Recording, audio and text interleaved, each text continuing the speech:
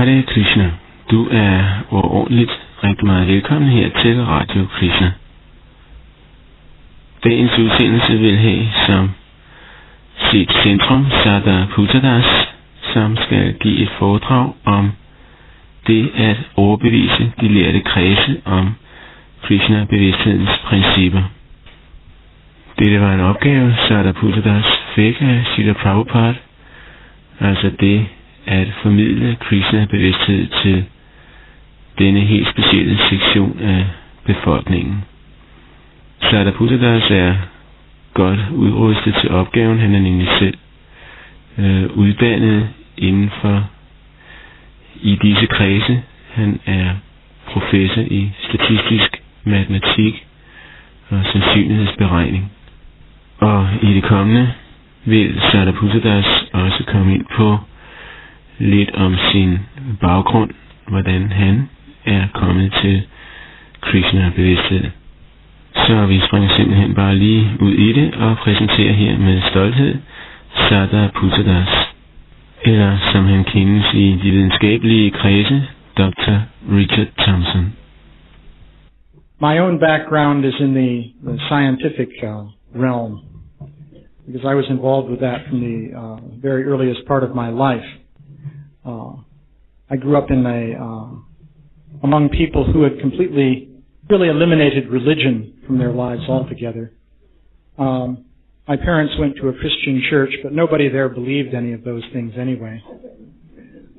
They went to church because it was customary. And basically the demythologization of religion had already taken place with them. None of the mythological categories of Christianity were at all regarded as being real by them. So for my own part, I got involved with science. But I wasn't too satisfied with the worldview of science, because basically it tells you that you're nothing but a bunch of atoms and molecules reacting with one another.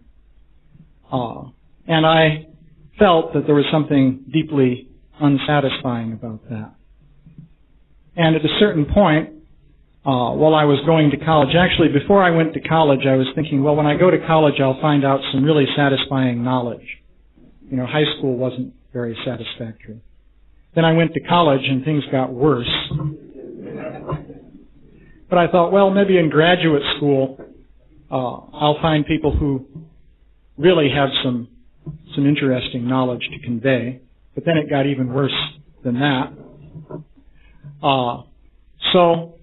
And at a certain point, I began to dabble in different esoteric subject matter, and I became convinced that the modern scientific worldview must be drastically wrong, at least in some respects, because there's a lot of empirical evidence for things that go against the scientific worldview. So all those developments took place, and I found out about Krishna consciousness at a certain point. I won't go into the purely spiritual aspects. All I can say is I had, from the very beginning, a very strong attraction to Krishna. So as soon as I found out about Krishna consciousness, I realized this is something that I can't give up. But on an intellectual platform, it seemed that there were overwhelming reasons for thinking that the worldview presented in the Vedic literature, that is the worldview of Krishna consciousness, must be wrong. How could this possibly be true? It was so different from what I had been trained to believe throughout my entire life. Yet at the same time, there was no way that I was willing to give that up. So I was in an existential dilemma. So I also made the leap of faith that Ravindra is talking about. But there did seem to be a lot of cognitive dissonance. That is a very strong clash between what the Bhagavatam and the other Vedic literatures were saying about reality and what science is saying about reality, which is what was very much ingrained within my own way of thinking. So this is how things started out. Now, as it turns out, Srila Prabhupada had a project for dealing with the conflict between Krishna consciousness and science. And I got involved in that in an early stage. So, in one sense, this was a project that was important for me because I had to work out this conflict.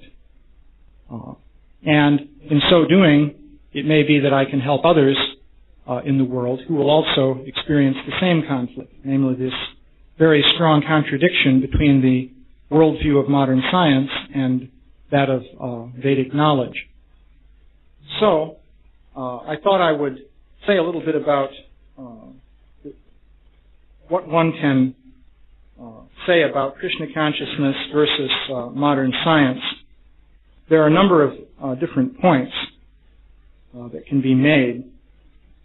The first thing I'll deal with is the basic problem that Srila Prabhupada posed for us at the beginning of the Bhakti-Vedanta Institute. This was back in 1975 in Atlanta, Georgia. And basically, he wanted us to show what the real nature of life is. Also, the origin of life. So, let's see. I thought I'd make a few little pictures here. I'll try this one. So this is the scientific picture of reality. So first of all, the only thing that exists is matter. And by matter, I mean matter is understood in physics and chemistry and so forth. So starting down here, you have atoms and other things, subatomic particles and so on. And there's an evolutionary process which entirely depends on the laws of physics. It doesn't involve intervention by anything else. And as a result of that, you go from atoms to organisms. Origin of life takes place somehow. And the organisms evolve, and finally you wind up with intelligence. That is, the human race evolves, and you have intelligent organisms who then think about the whole process. And that's reality, according to science. Now there's another picture here, which is the Vedic picture. So basically what you have here, so you've got spirit, and then subtle energy, mind, intelligence, and false ego, and so on. Also prana would go under that kind of heading. It's gross in one sense, but it's subtle to us because we don't know about it. And gross energy, or matter. And here we have arrows going down. And then at the very top, you have Krishna, who's the source of the whole thing. So that's the contrasting Vedic picture of reality. So basically, what we want to do is see what is actually true, what is actually correct. And that involves two aspects. One is to show that this must be wrong, and the other is to show that this one must be right. So those two aspects are there. Now, Srila Prabhupada asked us to point out the defects in the scientific theories, and also to demonstrate that life is actually something that is originally spiritual. From spiritual energy, you have the production of subtle life forms, and from subtle you have the production of the gross physical bodies. And within any given gross physical body, there's the subtle body, and of course there's the spirit soul. So, both in terms of the process of origin of life, and in terms of the continuing existence of living beings, you have these three elements of spirit, subtle energy, and matter. So, there are these two aspects of showing the defects of the materialistic or scientific view and showing the reality of the Krishna conscious worldview. And there's there are many things to say about this. So first of all, what I'd like to do is indicate some of the subject areas that we're dealing with here. Maybe I'll try this on this chart over here. I made a little chart. We've got under nature of life I'll do it in two divisions. There's the scientific view, and under that, there are different subject areas that we're interested in. One is physics. Science is telling us that everything is occurring according to the laws of physics. So this is a very important subject area. By the way, there's a standard compromise position in the relation between religion and science, according to which God created the laws of physics, and then everything just runs according to the laws of physics. That's a topic that comes up quite a bit. But then there's the subject of biology. Under biology, there are two. Biology is the study of life in general. There's the mind-body question, because the position in modern science is that the mind is simply the functioning of the brain. There's nothing more to the mind than that. So their solution to the mind-body problem is to say that consciousness, thinking, feeling, willing, and so forth are merely due to physiochemical reactions occurring among nerve cells and so forth within the brain. Whereas the Vedic viewpoint is that mind is a kind of energy distinct from matter. Actually, consciousness is due to the soul, or Atma, which is even distinct from the subtle energies of mind, intelligence, and false ego. So there's this topic. Another one is evolution. I'll include the question of origin of life under evolution. But the theory of evolution has two aspects. One is the theoretical aspect, and the other is fossil evidence. So these are two subdivisions under theory of evolution. So these are some basic areas that one has to deal with in finding the defects of the modern scientific picture. So when looking for defects in different theories and so forth, there are a number of points that are important to understand. One is that scientists are always looking for defects in scientific theories. To criticize scientific theories or to find defects in them is not something that scientists would disapprove of. They do that all the time. So that's an important point, because sometimes there's the idea that, well, if you're critical and you're looking for defects and so on, then that is perhaps going to create bad feelings or something like that. You will only create bad feelings, really, in such an endeavor if you're not well-informed when you point out the defects in the scientific theories. But if you've done your homework, if you have your facts together, and you make a good presentation, then anyone who's really sincere in the scientific, different scientific fields will respect your presentation. Now, I brought along an example of that, which I thought was kind of interesting. Associate of ours, Drew Karma, in San Diego, was engaging in debate with some scientists on the computer networks. So there's one forum called Talk Origins. One of the main themes of the Talk Origins discussion group is to blast the creationists.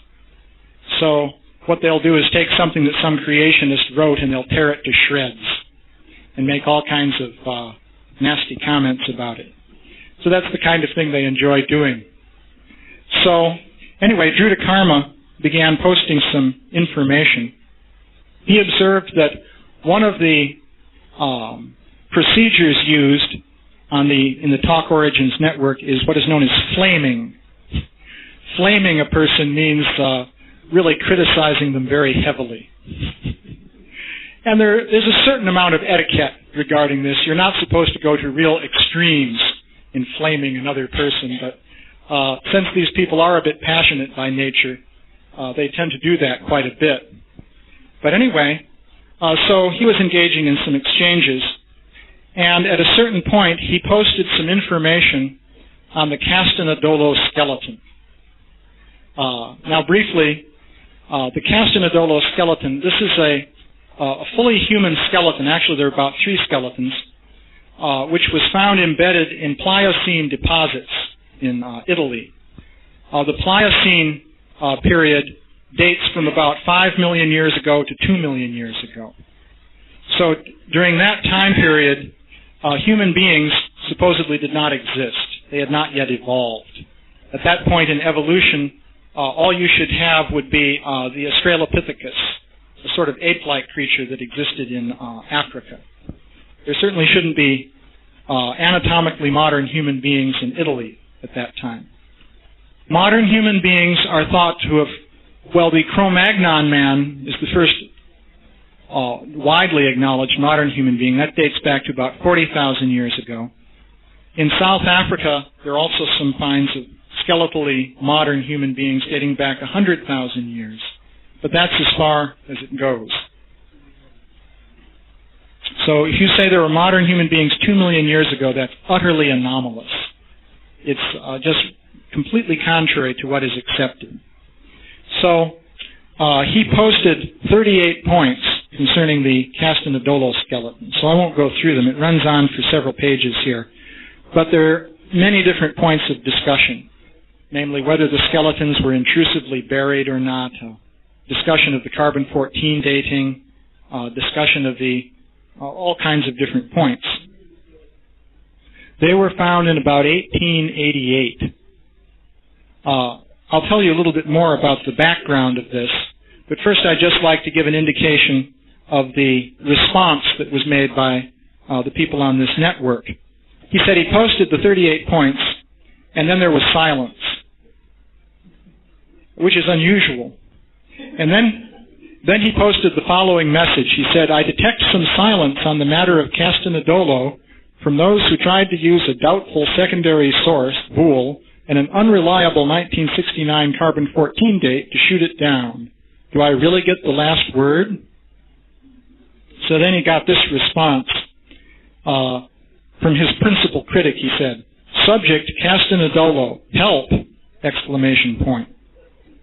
And then this was a guy at Johns Hopkins University in Baltimore. And then he said, I have spent the last 2 days trying to find out as much as I could about the Castanedolo finds. The result is disappointing. I only found one reference that even mentioned Castanedolo, and that was in a reference given by Mr. Karma. Mr. Karma's post seems impressive, and I am, I admit, not easy to impress. Basically, I've reached a dead end. I can't comment on the finds much, but I do have some questions. It seems that Mr. Karma has effectively dealt with my objections. I currently consider Mr. Karma's Castanedolo post unchallenged on talk origins. Anyone else willing to give it a try?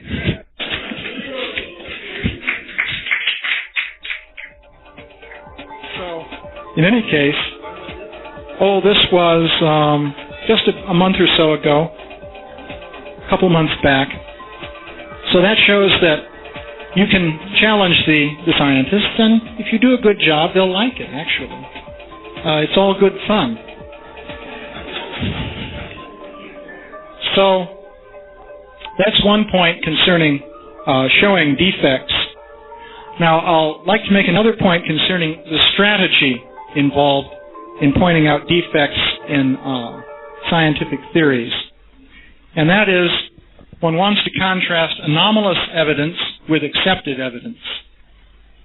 Because what you find is that scientific theories are backed up by evidence that the scientists cite in support of their theory. So they'll have some accepted evidence. And on the other hand, there will also exist anomalous evidence. This is evidence that goes against the accepted theory. So this also exists. Now, this anomalous evidence can be very hard to find, because what scientists tend to do, being human and having various frailties and so on, is they tend to suppress anomalous evidence. In fact, they tend to eliminate it from availability, so that people don't even have access to it and they don't even know that it's there. Sometimes this can be a self-defeating procedure, because in the example that I just read, the fellow admitted that he couldn't find out much about Castanedolo. In fact, we had obtained our knowledge about the Castanedolo find by a process of looking up very obscure articles, most of which were in Italian, and translating them into English. So we had to do a lot of work to gather this evidence. And it wasn't easy for this professor to do that. So you have this anomalous evidence which can be difficult to find, and then you have the accepted evidence which is in all the textbooks. So you have a conflict between the two types of evidence. Now, the quality of the anomalous evidence does not have to be any greater than the quality of the accepted evidence. In other words, to criticize a theory or to show defects in a theory, you don't have to bring in something that you can demonstrate to be the absolute truth. You could bring in evidence that is actually quite defective in many different ways, as long as it's no worse than the accepted evidence. If you can show that your anomalous evidence is at least as good as the accepted evidence, even though both categories of evidence are weak in many ways, then you have cancellation. And that is basically all we need. So the procedure here is, if these two cancel out so that you're left with zero, then what you're left over with is Vedic parampara. This becomes the only remaining contender. Well, it's there. From the point of view of our presentation, you have Vedic parampara. You also have Islamic parampara and Christian parampara and so on, which can be discussed. But on the empirical side, if all these things cancel out, then what you're left with is the descending information which could be accepted on faith or not accepted, depending on what you want to do. But at least you're not you're burdened with scientific theories which go against it.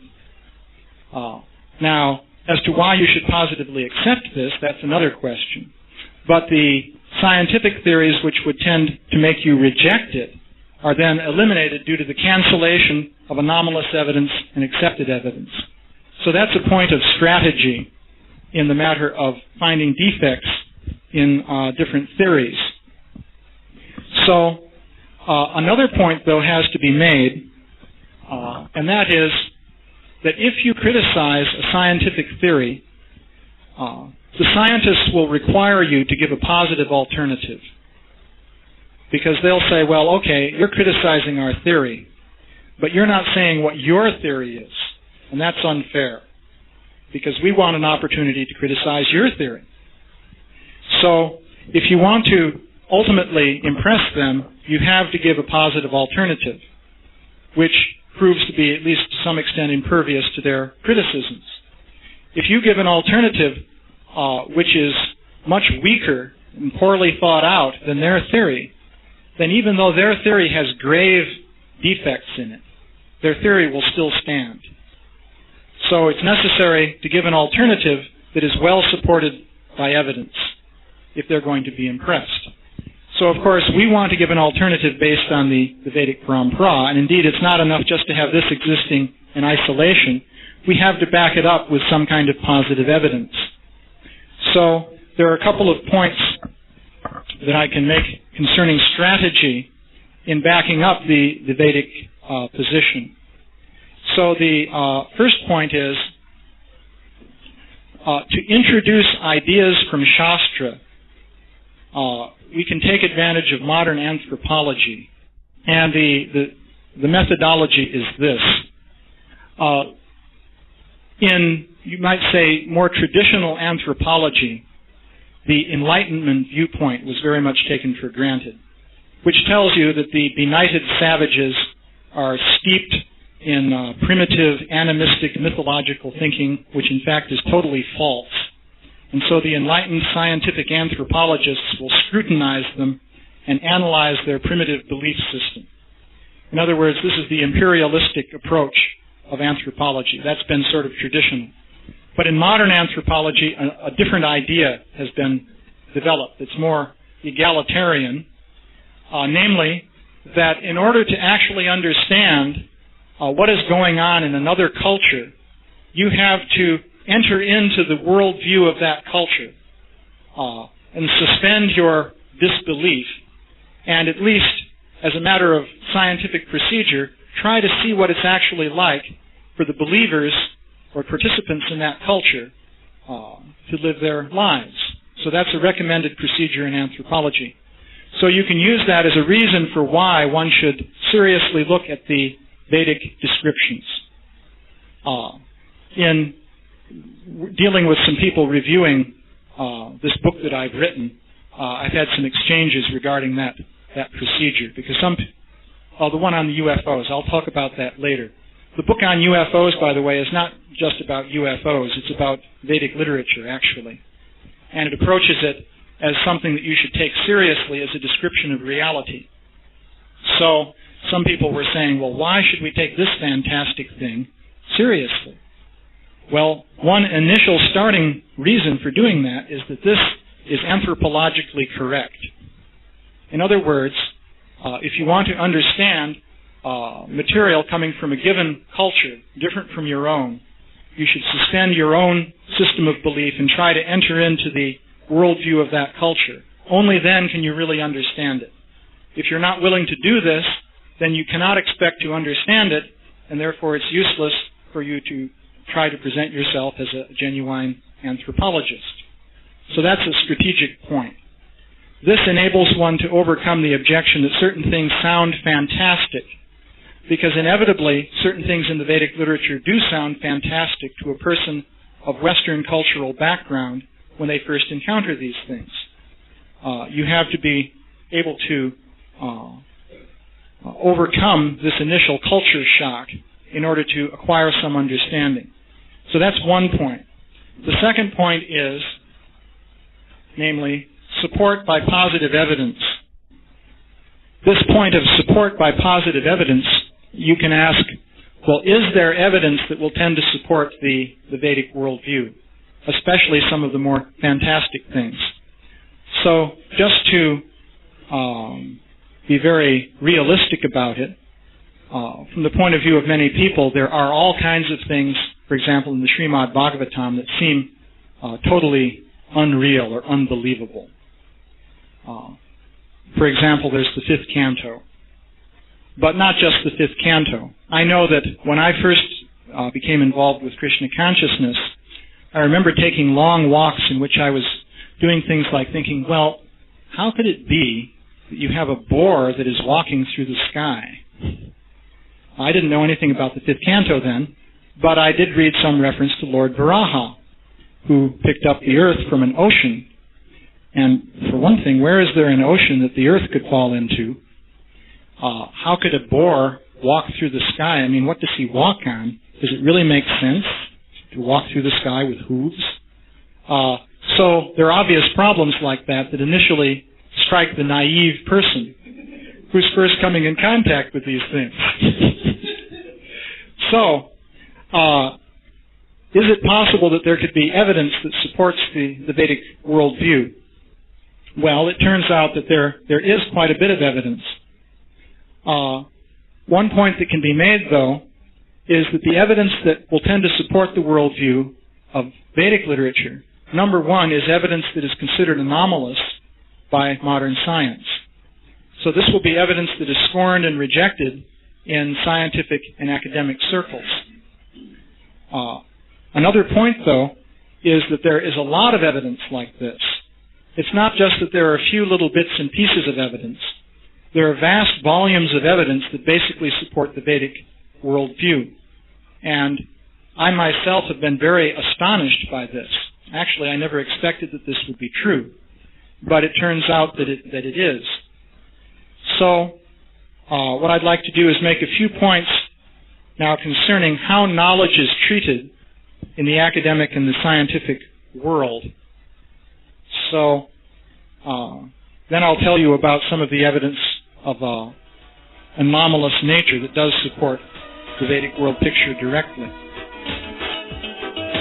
First of all, in the academic world, there are procedures for controlling what is accepted as knowledge. So under the area of scientific knowledge,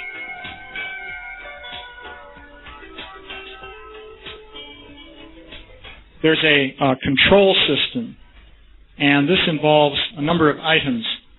There's peer review, for example. Let's see, tenure. More generally, there's the question of posts in, for example, professorships in universities or positions in laboratories and so forth. There's funding control, namely, where does your money come from? Because if you don't get money, you can't do anything. And there's the question of personal authority. These are mechanisms for the control of knowledge in the academic and scientific world. And these are very powerful mechanisms.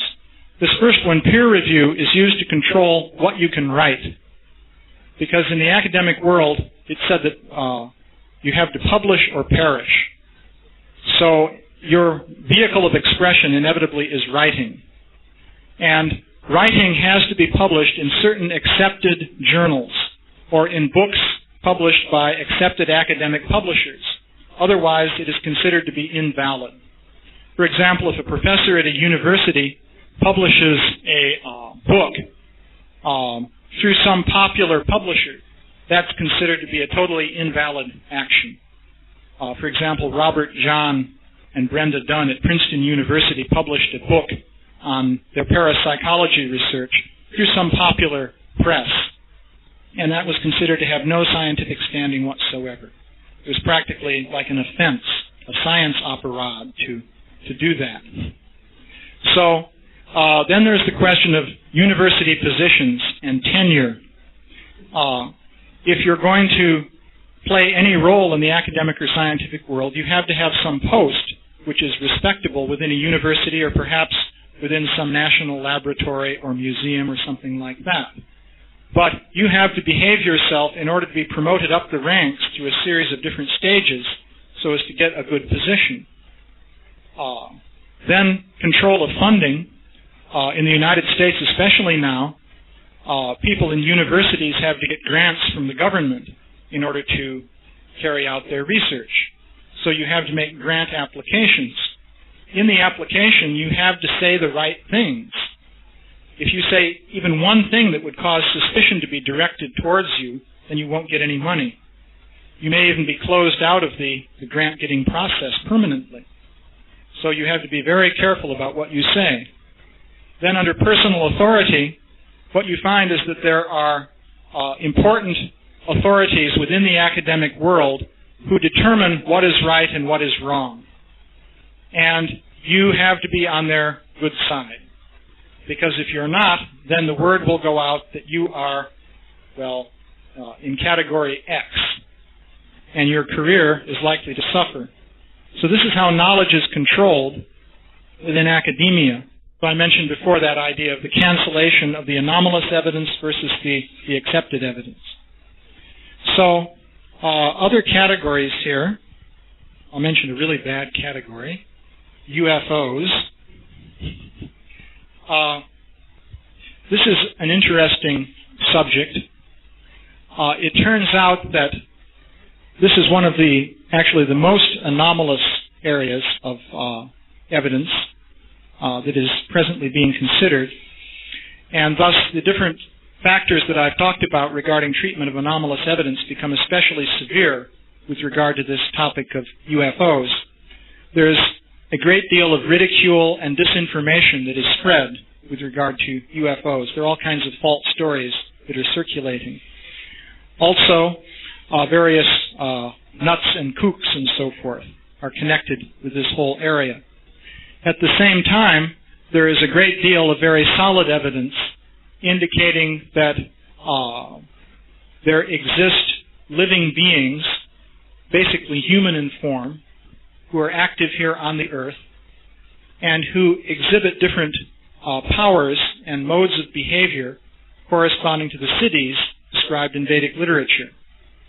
So there's a great deal of evidence that is actually quite solid to back up this statement. And there are quite a few people who are scientifically trained who study these things. One interesting thing about science is that on the one hand you have the scientific community. This is the organized body of scientists. And within the scientific community, this control system functions because the control system is social in nature. But scientists don't have to operate within the scientific community. It's a matter of individual choice. So some scientists will go outside of the formal scientific community and investigate subject matter which is not approved of within the scientific community. So in this area of the UFO phenomenon, there are many different scientists who study these things on a very serious level. In some countries, even well, this is another whole subject, because the UFO topic brings one into the question of the government and the military. That's a whole subject that I probably won't go into. Basically, the UFOs present a military threat. In the United States, that's been very extensively documented, that there are interactions between these strange flying machines and military jet airplanes and so on and so forth. And so you not only have suppression of information coming from the side of the scientific community, but also from the side of the military. In some countries, such as France, there are official government bodies which investigate the UFO phenomenon. I'll mention briefly, for example, that there was one famous case in France which was investigated by a fellow named J.J. Velasco, who is a member of the French equivalent of NASA. This Velasco is a scientist there in an official position. There was a story of a man in the south of France who said that he was a farmer. He said he was standing out near his house one day when this metallic object came flying out of the sky and landed on one of his fields, remained there for a couple of minutes, and then flew away. And it left an imprint in the ground. Actually, it was about maybe a circle about 6 feet in diameter, which was depressed into the ground and looked burned. All the plant life there was burned away.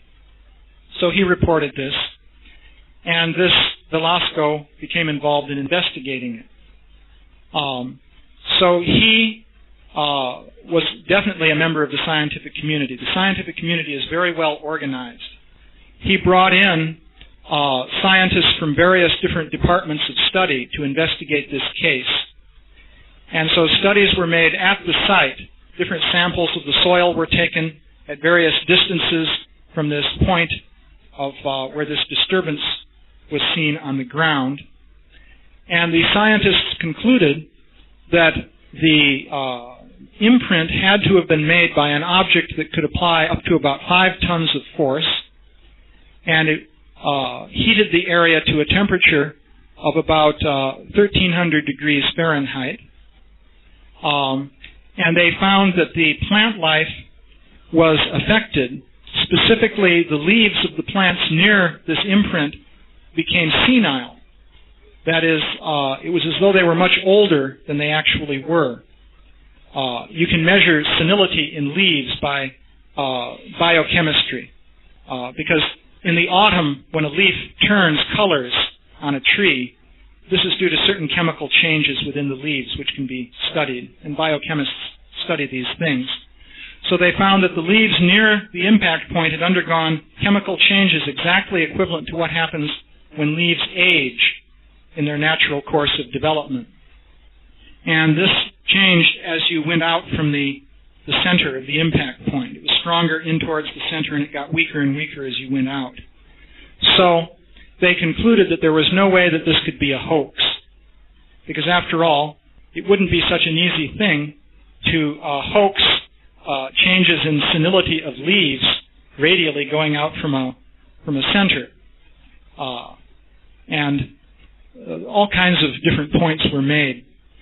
So the official conclusion of this scientific body was that some unknown object had come down, landed in this man's field, produced several tons of pressure and heat, and it created these changes, and then went away. So that's an example indicating that there's information in this field which deserves to be taken seriously. Also, I'd like to briefly mention, with regard to the reports people have of encountering different kinds of beings, people who make these kinds of reports have been psychologically evaluated in a number of different studies. And the findings of the different psychologists converge and agree with one another. Basically, what is found is that the people who experience these events are psychologically normal. They are not psychotic or schizophrenic. Typically, they show signs of something which is called post-traumatic stress syndrome, which is a psychological problem associated with trauma. For example, rape victims or war veterans and so forth exhibit this particular syndrome. But this is completely different from psychosis, in which a person is out of touch with reality. So quite a number of different psychological studies have been made by professional psychologists who, in all of the cases that I'm aware of, were initially skeptics regarding this whole UFO phenomenon. In other words, they were not believers in these kinds of things. So you have sane people, people who are certifiably sane, reporting these kinds of events. So I'm just saying this to give some indication of the nature of the evidence. In the midst of the more flaky and dubious kind of stories that do circulate in this area, there's a body of very solid evidence that deserves to be taken seriously. That is of interest with regard to showing the reality of the Vedic worldview, because basically, according to the Vedic picture of reality, the world as we see it is only part of the total reality. There is a subtle dimension to things that we don't see. And there are many different kinds of living beings who have basically subtle bodies which are more powerful than the gross bodies that we are inhabiting, and who are described in Vedic literature as interacting with human society. This includes many beings apart from demigods. In the Kali Yuga, you don't have the demigods participating in human society as they did in times when proper sacrifices were being offered in previous yugas. But you do have many different categories of living beings that do interact with human society according to the Vedic literature. So the interesting thing is that there's actual empirical evidence indicating that that is true. And if you examine in detail, you find that there's a lot of empirical evidence along these lines. So the remarkable finding here then is that the basic Vedic worldview is verified in many ways by evidence in these different categories. I'll put one other category here, which I'll just call basically anthropology, because as I mentioned before, the traditional approach to anthropology in the modern Enlightenment world is to say that, well, the natives are obviously superstitious and foolish, and we scientific people know better. But if you look at the findings of anthropology, you'll find that most human societies have involved belief in a whole variety of subtle living beings. And furthermore, people in these traditional human societies have reported interaction with these beings in their actual lives. That, you could say, is the basic finding that you have in anthropology. It can be argued that people in the traditional societies report such things because, in fact, such beings do exist, and they, in fact, do have such experiences. If you gather together all of this evidence and just put it on the table, you can see that it is basically consistent with the Vedic worldview. You can make the point that the Vedic worldview provides an organized philosophical system that makes sense out of this total body of data. If you just take the data as it is, you'll see that there's no system for really understanding it and organizing it that is just automatically there. So scientists, for example, who study a lot of this anomalous material are quite bewildered by it. It doesn't fit into the existing scientific paradigm, and they don't have any other paradigm which well enable them to explain it or properly categorize it. But the Vedic literature, in fact, does provide a paradigm with a very elaborately developed philosophy, which is very systematic and very rational, which enables one to understand all of this anomalous evidence. So the anomalous evidence supports the reality of the Vedic paradigm, and the Vedic paradigm enables you to understand and classify and organize the anomalous evidence. So this leads to a whole research project which can lead to a total revolution in the modern Western worldview, which is developed on the basis of science. And this is science, because science consists of empirical observations which are organized in accordance with a theoretical superstructure. So the theoretical superstructure of modern science must exclude all the information of this kind because it just doesn't fit in. But the Vedic literature provides a different, highly developed superstructure for organizing knowledge, and this material does fit into that, so it provides a whole new approach to science. So that point can be observed. Oh, vitalism?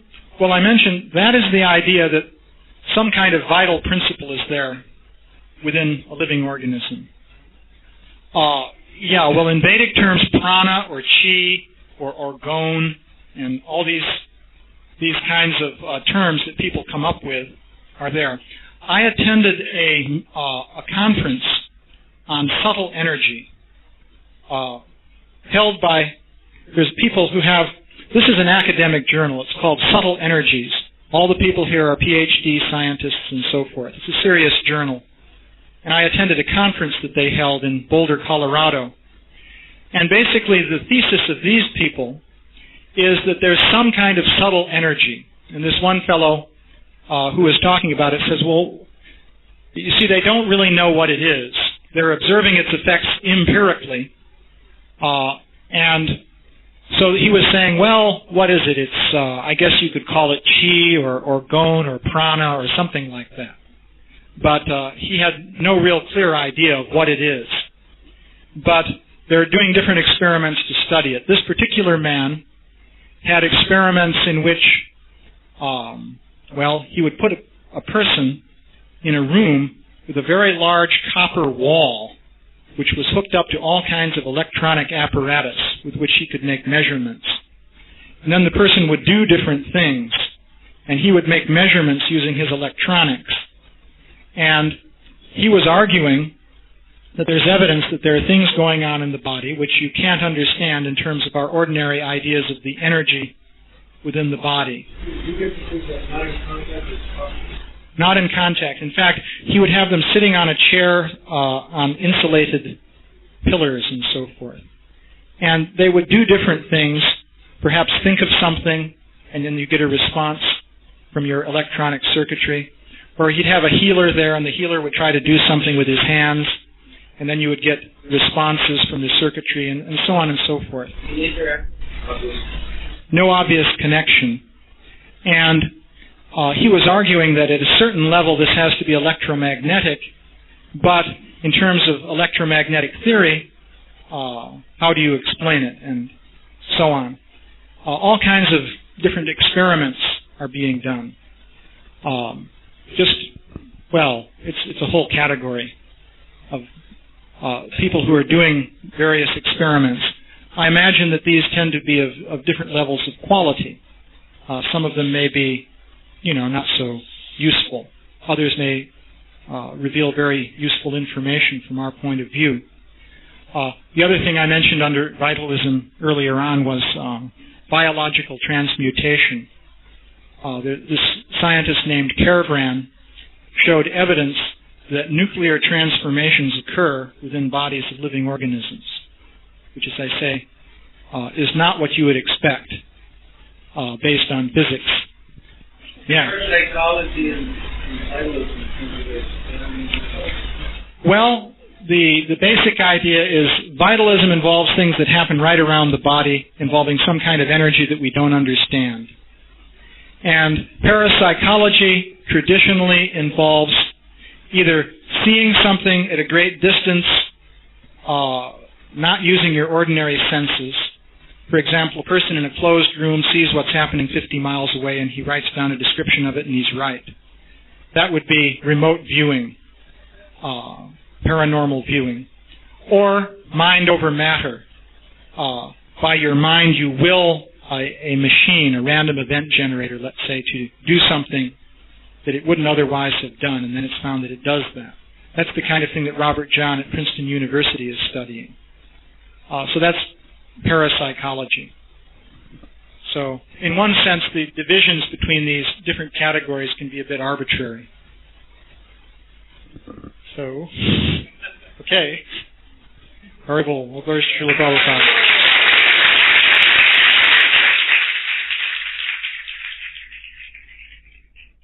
Ja, du lytter til Radio Krishna, og vi siger mange tak til Sadaputa Dasa for hans meget oplysende præsentation her.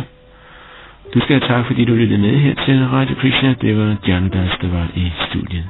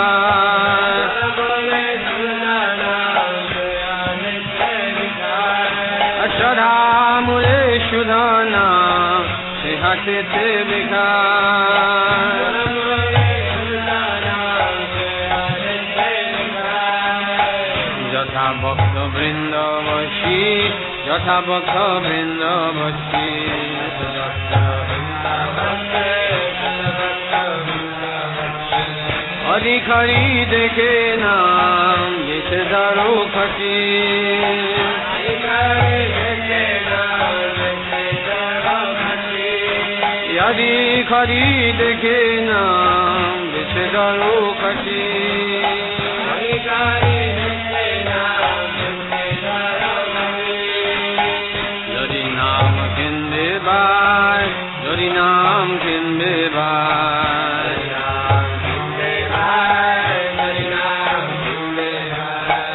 Amar sanga chole mahajone kache jay,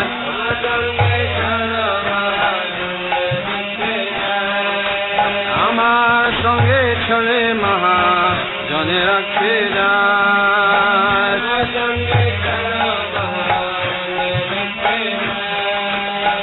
Tumi kinbe Krishna naam, Tumi kinbe Krishna naam,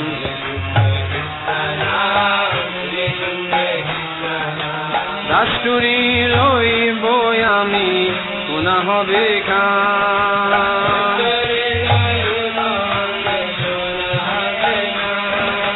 Dasturi loi boyami punah hobe kan,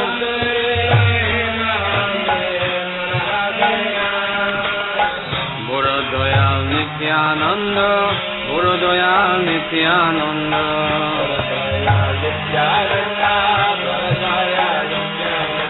Shadha matra loye den paramayananda,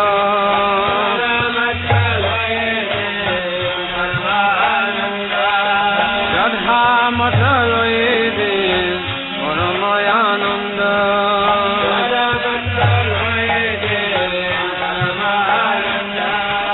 Ek baar dekhe choke ja, ek baar dekhe choke ja,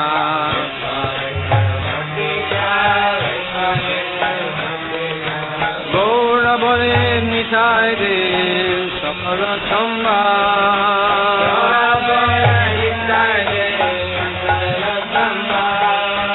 Gaura bole nitai de sakala samba,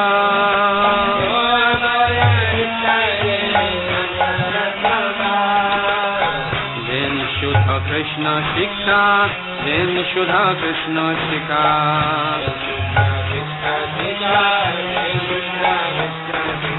Jati dana bivya bala nokore apika,